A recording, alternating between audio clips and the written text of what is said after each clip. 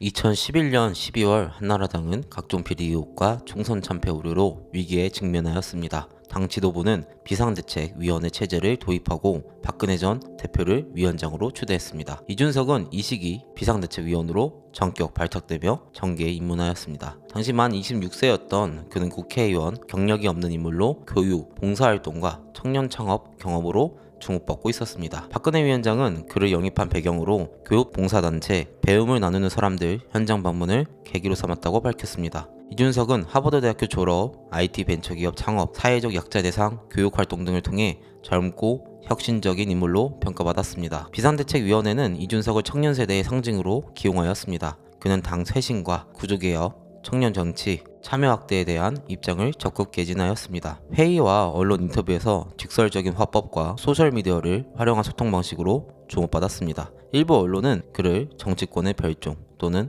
박근혜 키즈로 지칭하기도 하였습니다. 당시 비상대책회의는 한나라당에서 새누리당으로의 당명 변경, 정강, 정책 개정, 인재 영입 확대 등의 개혁을 추진하였습니다. 이준석은 청년층 정치 참여의 필요성과 당 쇄신을 강조하며 기득권 구조에 대한 비판적 시각을 드러냈습니다. 그러나 정치 경험 부족과 당내 중진들과의 시각 차이로 인해 실질적 영향력에는 한계가 있었습니다. 일부에서는 상징적 역할에 머물렀다는 평가도 제기되었습니다. 이준석은 훗날 이 시기를 정치 현실을 직시하게 된 유의미한 경험으로 회고하였습니다. 비대위 종료와 함께 공식 직책에서는 물러났으나 이 경험은 그의 정치활동 출발점이 되었습니다. 그는 이후 보수정당 내 개혁 목소리를 내는 정치인으로 정체성을 형성하게 됩니다. 2012년 대선 이후 한동안 정치활동을 중단했던 이준석은 2014년 7월 새누리당 혁신위원장으로 복귀하였습니다. 새누리당을 바꾸는 혁신위원회는 당내 개혁 요구에 따라 출범한 기구로 그는 위원장직을 맡아 개혁 과제를 이끌게 되었습니다. 이준석은 이 역할을 2011년 비대위 활동의 애프터 서비스라고 표현하며 미완에 그쳤던 개혁을 다시 추진하겠다는 의지를 밝혔습니다. 그는 도덕성 검증 강화, 공직 후보자 기준 상향, 청년 진입, 장벽 완화 등을 주요 과제로 제시하였습니다. 특히 그는 국회의원 후보자에게도 장관 인사청문회 수준의 검증이 필요하다고 주장하였습니다.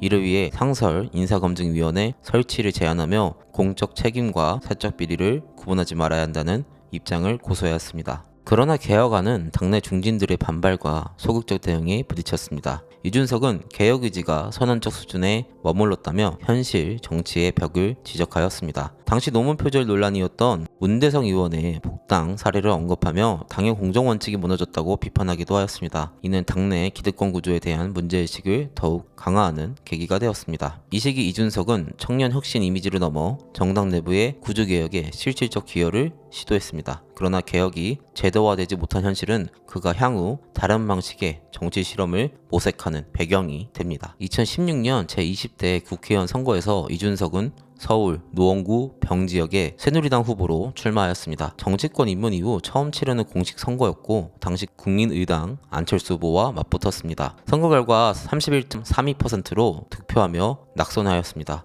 그는 이후에도 같은 지역에서 두 차례 더 출마하였으나 모두 낙선하였습니다. 2018년 재보궐선거에서는 바른미래당 후보로 출마하여 27.23%를 득표하였고 2020년 제21대 총선에서는 미래통합당 후보로 나서 44.36%를 얻었지만 더불어민주당 김성환 후보에게 패배하였습니다. 이러한 연이은 낙선은 그의 대중적 인지도와는 별개로 지역 기반 부족과 보수 후보로서의 한계를 보여주는 사례였습니다. 정치 무대에서 고배를 마시는 동안 이준석은 방송활동을 통해 정치적 존재감을 이어갔습니다. 주요 시사 프로그램과 유튜브, 라디오 등에서 정치평론가로 활약하며 젊은 세대의 지지를 확대해갔습니다. 2021년 6월 11일 이준석은 국민의힘 전당대회에서 제1야당 당대표로 선출되었습니다. 이는 헌정사상 첫 30대 제1야당 대표이자 국회의원 경험이 없는 원외 인사의 첫 당선이었습니다. 당원 투표에서 나경원 후보에게 살짝 밀렸지만 일반 국민 여론조사에서 58.8%의 압도적 지지를 얻으며 최종 합산 43.82%로 당선되었습니다. 이는 세대 교체와 변화에 대한 국민적 요구가 반영된 결과였습니다. 당선 직후 그는 변화를 통한 승리를 기조로 내세웠습니다. 공정 경쟁과 능력주의, 합리적 보수를 당 운영의 핵심 원칙으로 제시하였습니다. 이준석은 공천제도의 투명성을 높이기 위해 공직 후보자 기초자격평가를 도입하였습니다. 2022년 지방선거에서 이를 실제로 적용하였으며 당헌, 당규, 선거법뿐만 아니라 자료 해석 능력까지 평가하는 방식이었습니다. 그는 젠더 이슈에서도 뚜렷한 입장을 드러냈습니다. 여성 할당제 등 성별 기반 제도에 반대하며 능력에 따른 경쟁을 강조하였습니다.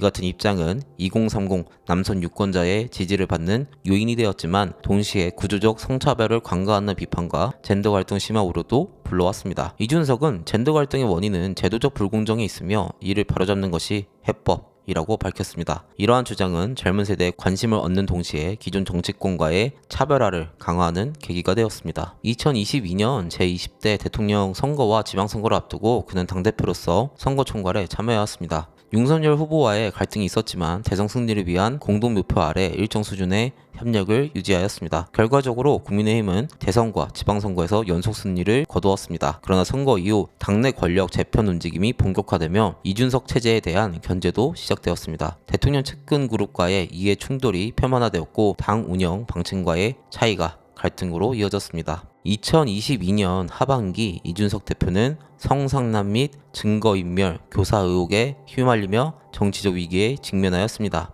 해당 의혹은 유튜브 채널 가로세로 연구소의 폭로로 시작되었으며 국민의힘 윤리위원회에 제소되었습니다. 이준석은 의혹을 전면 부인하며 제보자와 해당 유튜브 채널을 명예훼손 혐의로 고소하였습니다. 그러나 2022년 7월 8일 국민의힘 윤리위원회는 이준석에게 당원권 정지 6개월의 중징계를 의결하였습니다. 징계 사유는 성접대 자체보다는 이를 은폐하려 했다는 정황과 관련된 품위유지 의무 위반이었습니다. 이 대표는 징계 직후 강하게 반발하며 윤리 결정이 정치적이라는 입장을 밝혔습니다. 그는 효력 정지 가처분 신청을 법원에 제기하고 당 지도부에 대한 비판 수위를 높였습니다. 국민의힘은 비상대책위원회 체제 전환을 추진하였고 이준석은 해당 전환이 절차적으로 위법하다고 주장하며 법적 대응을 이어갔습니다. 법원은 첫 번째 주호영 비대위에 대해 비상상한 요건 미충족을 이유로 효력 정지 결정을 내렸습니다. 그러나 이후 당원 개정을 통해 출범한 정진서 비대위에 대해서는 신청이 기각되면서 당의 체제가 유지되었습니다. 2022년 10월 윤리위원회는 추가 징계를 결정하였습니다. 이준석이 당원을 향해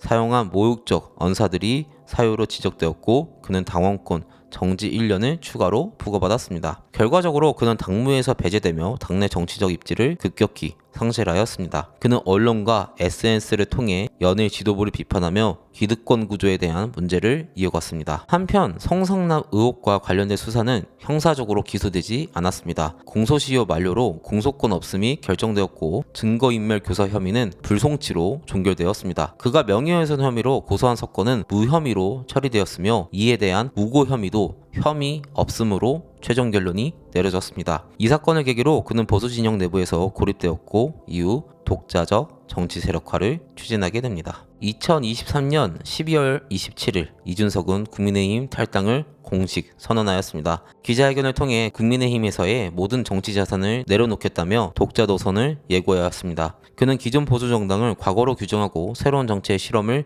미래로 제시하였습니다. 당내 개혁의 한계를 절감한 끝에 독립적인 정치 실험을 본격화하게 된 것입니다. 탈당 직후 그는 신당 창당에 착수하였으며 2024년 1월 20일 개혁신당 창당대회를 통해 정식 정당을 출범시켰습니다. 이준석은 초대 당대표로 추대되었고 당의 정책 기조 수립에 직접 참여하였습니다. 초기에는 이낙연 전 총리의 새로운 미래와 연대 가능성이 제기되었지만 노선 차이로 논의는 종료되었습니다. 개혁신당은 창당 초기부터 기존 정당과의 차별화를 명확히 하였습니다. 주요 정책으로는 공영방송, 지배구조 개편, 지방교육, 혁신, 자본시장 선진화, 노인, 무임승차 폐지가 포함되었습니다. 특히 정치권이 회피해온 논쟁적 이슈를 정면으로 제기함으로써 신생 정당으로서의 존재감을 부각시켰습니다. 이준석은 정책적 핵심 가치로 공정 경쟁, 세대 형평, 기술 기반 사회 대비를 제시하였습니다. 여성 군복무 의무화나 노인 지하철 무임승차 폐지 등은 젊은 유권자의 지지를 이끌어내는 전략으로 작용하기도 했습니다.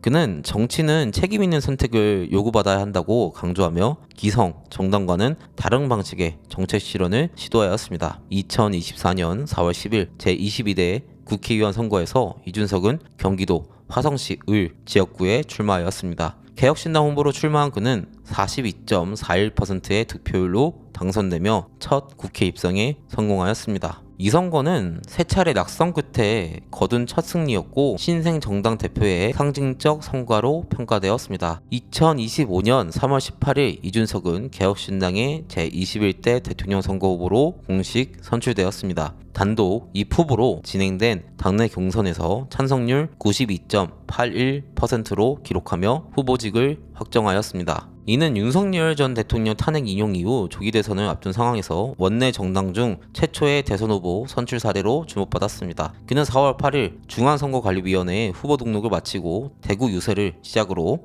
본격적인 선거운동에 돌입하였습니다. 출마 선언을 통해 그는 세대교체, 공정, 경쟁, 정치개혁을 핵심 키워드로 제시하였습니다. 기성정치와의 단절을 선언하며 청년 세대가 주도하는 정책 중심 정치를 강조하였습니다. 국가전략의 중심에는 과학기술, 경쟁력 강화와 4차 산업, 혁명 대비가 놓였습니다. 이준석은 정부 조직 개편을 통해 행정 효율을 높이겠다는 입장을 밝혔습니다. 부처 간 중복 기능을 통폐합하고 디지털 기반의 공공서비스 확대를 추진하겠다고 하였습니다. 국민연금 개혁에서는 구연금과 신연금으로의 분리안을 제안하였으며 미래 세대의 부담을 줄이기 위한 구조 개편의 필요성을 강조하였습니다. 부동산 정책에서는 지방 한정으로 1가구 다주택 허용을 제한하였습니다. 교통 분야에서는 노인 지하철 모임 승차 제도를 폐지하고 연 12만 원의 교통카드 지급으로 대체하겠다는 방안을 내놓았습니다. 젠더 정책에서는 여성의 경찰, 소방직 등 특정 공직 지원 시 군복무 의무화를 주장하였습니다. 이 같은 공약은 강한 논쟁을 불러일으켰지만 이준석은 책임 있는 평등이라는 논리를 제시하며 정면 돌파를 시도하였습니다. 외교 안보 부분에서는 원칙 중심의 노선을 강조하였습니다. 한미 동맹 강화, 실질적 한일 관계 개선, 대북 억지력 확보를 외교 기조의 핵심으로 내세웠습니다. 또한 기후변화 대응, 인권가치 증진, 자유무역, 질서 수호 등 국제사회 내 역할을 강조하며 보편적 가치를 중시하는 중견국 외교 전략을 제안하였습니다. 정치구조 개혁에서는 양당 중심의 대립구도를 비판하며 정책 중심 협치 구조로의 전환을 촉구하였습니다. 하지만 대선에서는 가장 큰 과제는 신생 정당의 구조적 약점 극복이었습니다. 개혁신당은 조직력,